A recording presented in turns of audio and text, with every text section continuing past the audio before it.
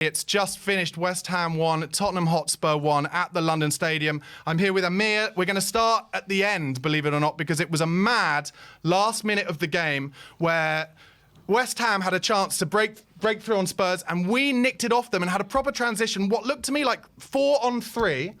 Kulusevski's got the ball, and he's tried to play the ball long over the top of the three defenders, and it's flicked off a defender, and as a result, West Ham have had a gilt-edged chance to win that game.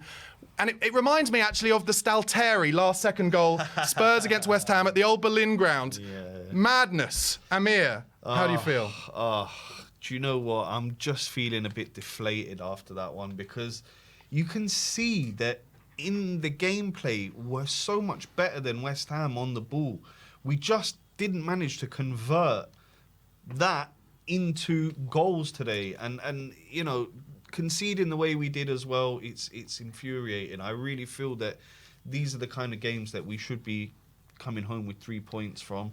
Having said that, it's a point away from home at West Ham. I can't be too down and disheartened. I still think there's a lot of work to do. Listen, I'm going to say this. I'm going to say it from the start. West Ham are an embarrassment of a team. I'm sorry. Like, I get it. I get why West Ham fans are so disappointed. Like, sure, tonight they'll be happy with a point. Of course they will. Yeah. But we absolutely dominated them, and all they've literally got is 11 men behind the ball, right? And then score from a corner. And yeah, they put us under loads of pressure because they were purposely just trying to win corners. And I see why they do it. But I can also totally see why West Ham fans are so devastated by the way that their teams play. But on the flip side of that, I'd say, and this is not a West Ham channel, so this is the last I'll say. On the flip side, I'd say, be careful what you wish for as well, because they may try and get a progressive manager, just like say Palace have done down the years when they got De Boer in. They may end up like doing way worse. But honestly, they are an ugly side, and I will say, I said it at halftime. I think I'm so glad to have Ange now. I'm so glad that we are the team who are trying to win against these kind of sides who put 11 behind the ball. It was, sure, I think a lot of people might say, oh, not that many shots on target or whatever, because they were just blocking everything. Every single player in their team, other than maybe Bowen up front, is about 6'5", putting their body on the line. Good for them. You worked hard, but they're an ugly side to play. What I will say is I think there were a lot of very positive performances from Spurs today. Even though he got taken off early, I thought Rodrigo Bentancur had one of his best games. You talked about Brennan Johnson, that maybe you would have given him man of the match. You still feel that way? Yeah, I think that Brennan, for us, he showed a lot of ability going forward, taking his man on. I can think of a few good balls that he put in there. Unlucky that Werner didn't gamble and get on the end of one of them. Yeah. I think that he was our brightest spark. I think he just got yanked off at the end, maybe a little knock that he took. He got yanked off at the end? Yeah. He did. Well, yeah, they just... Did he get pulled off? Yeah, he did. He did indeed. All of the above? All of the above. And, I just think that he was probably our brightest spark. Apart from him, I think Rodrigo was probably the main man in midfield there, getting on the ball. Defensively, Van der Ven was... colossal. Almost perfect, as centre-backs go. It's worth probably saying at that point, there was one moment in the second half where West Ham made a gilt-edged chance for themselves, other than that last kick of the game period, which was where James Maddison did beautifully on the edge of their box to get his body in the way between the ball and their defender. Won a foul, and the ref doesn't give it. They go up the other end. Antonio's in. Van der Ven gets back, and then just kind of gets slightly unbalanced, falls on the floor, and Antonio is actually through on goal, and Vicario makes a big save. Other than that, I don't remember them really. Other than that and corners, I don't remember them making anything. No, those were their main threats the whole game. Like you said, every time they got a set piece, a corner, you just felt that something could happen, and that's to do with us. That's not to do with them. They're always going to be good at set pieces. Any Moyes side, that's how they set up. We should have tactics in place to nullify their threats. And that's what I can't quite understand. We've seen it again and again, this, corner tactic where they put 3 men on our goalkeeper and then they just fling that ball into the 6-yard box. And occasionally it works for them. Today, it not only worked once, but the second one they had as well that could have gone in with Antonio just being offside there from the rebound. Yeah. Another great save from Vic. It was. So that's something for me that we need to be looking at. How do we nullify that threat? Can I just raise something on that point, right? Just going through the team, the starting team tonight, I would argue only Van der Ven and Bentancur are taller than 6'1", 6'2". So maybe it's an element. So look at this, right? Porro, Udogie, both pretty short. Romero's not the tallest. Basuma not the tallest. Udogie's 6 foot, no? Oh, is he 6 foot? Okay, but not taller. Not taller. When I'm talking about players, when I look at Soufal, Zuma, Mavropanos, Souček, they're all huge. and Antonio. They're all huge. So I wonder if when you're looking, I'm just playing devil's advocate a bit. I wonder if they're looking tactically at how to deal with this. They're like, well, Vicario is 6'4", so if the ball comes onto him, it's your job to deal with that. But our tall players, we have to worry a bit more about the people coming from the penalty spot. I mean, frankly, I'm playing devil's advocate. I don't think it worked.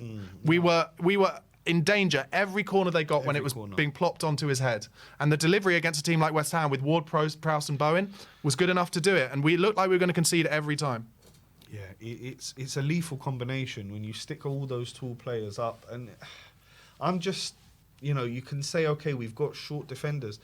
But there's got to be a way of nullifying that threat, even if it's telling Vic, you know what, be as physical as you can be. Yeah. Just push the players out the way. I completely agree. Just push them out the way, get out my way. This is my 6-yard box. I'm going to command this area. Any ball that comes within this region, I'm coming to punch out, regardless if I'm taking you out on the way or you out on the way. I completely agree, So that's what I want to see. Another thing, a small thing that I can take from sitting here and doing these games with you, Barnaby, is that final ball. I think that if we can be a bit classier in that department, I'm not talking about winning the ball back. We're great at that. We're great at pressing. We're great at applying the pressure. Yeah. It's the ball before the assist. It's the one ball that will unlock the defence. Let's say that last attack that we had going when Kulusevski wastefully just tries to cross. That's the ball that you need to be perfect. It could only be a 2-yard ball or 3-yard ball. It doesn't have to be a outside of the foot special. It can just sometimes be a ball that takes a few players out of the game. Can I just say, I completely agree, but I also think it's the decision-making as much as it is the execution of the ball, because so many positions, like, the reason that ball was bad at the end, it's absolutely the wrong decision. Like, it's absolutely the wrong decision. He had players making runs there, runs there. He even could have beaten the man himself, I think, because he squared himself up. Yep. So, look, I love Kulusevski. I think he's a great player. I think it was right that he didn't start today. I think Brennan Johnson had a great game. But the reason why some of the fans, I think, get a bit pissed off with him is because sometimes his decision-making is not great. And that was a good example of... And also, I know we said it again, but also that is dangerous decision-making. Because the one thing there, I know we're wanting to score a goal, but whatever you do, don't give it up with 10 seconds to go so that we're absolutely stuffed at the back. Yeah, no, exactly. And I think... when it comes to that final ball and that decision-making, I think it's something that we've got to look at, because I've seen it in other aspects of our game. When we're attacking and we cut back and we're on the edge of the box or we're in an area or a vicinity where you can take a shot, I feel like sometimes we don't take a shot and then we just faff around with it, end up losing the ball, chance is gone. Yeah. And then sometimes where you're screaming at the player for taking a shot, they cut it back and then again it goes to pot. So I think that's an area of the game where, for me, if we can, go from being intermediate to an advanced setting, then you're going to see the goals start flooding in. Yeah. It's just about making that switch. And we talked about being clinical. We weren't clinical today. On a day where we were, we'd probably take home the 3 points. Unfortunately, today we were just lacking a little bit of fluidity and a little bit of nous in that final third, and unfortunately we just couldn't get over the line today.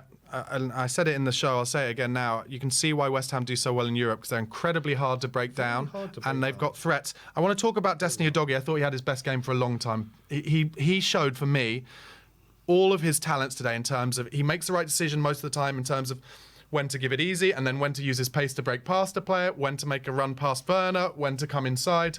What a talent. Oh, fantastic performance. The icing on the cake could have been that goal, right? He was so close at the last breath to nearly get the winner. Just not enough force on the shot. Yes. Oh, what a chance that was. If you didn't see the game, basically we've been calling most of the second half, especially Amir actually, bring on Richarlison so we can get some crosses in the box. Yeah. We get what feels to me like our only aerial cross in the box after about 93 minutes. And West Ham struggle to deal with it, and it falls on the volley to, it's bounced once, but on the volley to Udogie. And if anything, he hits it too well. If it skews a bit off the side of his boot, it goes in the corner, straight down Fabianski's throat. Unlucky. It would have put the ice on the cake for a fantastic performance. Defensively, he was mopping everything up. Physically, I don't think there's any player that can deal with him physically in the Premier League. He's a real specimen.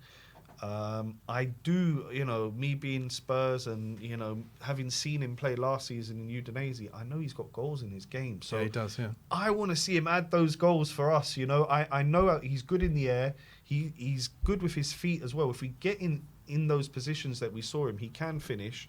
So I want to see even more from Udogie going forward. But defensively, phenomenal today. Yeah. Hat goes off to him, and long may the performances continue. Okay, you've got to think Nottingham Forest on Sunday, late kickoff. Yep. You've got to think that they'll play in a similar way to West Ham. I don't think they've got quite as much in terms of probably keeping us out as West Ham did. What would you look at, just very quickly, what would you look at in terms of changes for that? I think he brought Maddison off early. I think Maddison will start still. I think he's still the key master for us, the kind of quarterback. It is no surprise to me at all that our stats with Van der Ven are so much better than they are when we're without him, because he is just an unbelievable, phenomenal talent.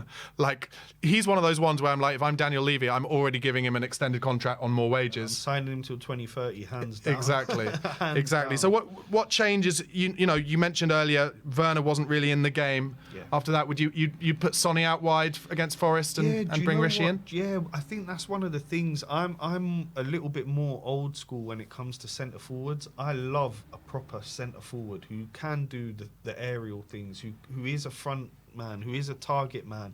And I think when Richie's in that team, it does offer you. I know it's not exactly the way we play, but it offers you something different. And in terms of hold-up play and stuff like that, I think Richie's been doing phenomenal. When he came on against Luton, he did really well.